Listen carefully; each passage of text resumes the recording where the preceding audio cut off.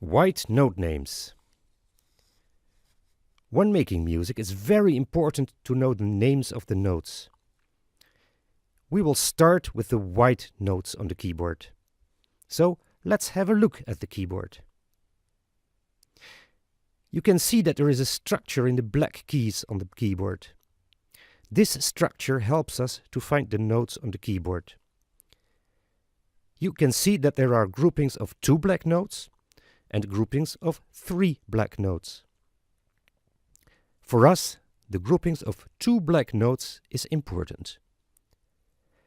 Every time you see a grouping of 2 black notes, the white note just left from those 2 black notes is a C.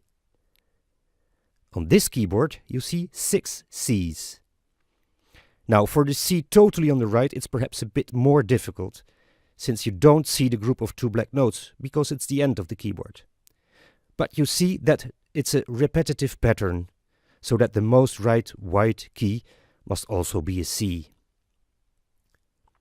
So again, you find the C's on the keyboard just at the left side of a grouping of 2 black keys.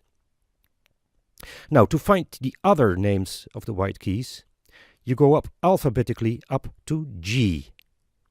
So, on the right side of the C, we find the D, then E, then F, and then G.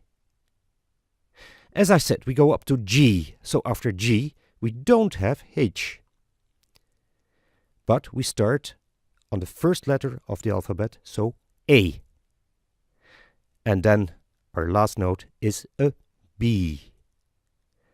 So you see that you have all the letters from A to G in alphabetical order. This pattern repeats itself over the whole keyboard.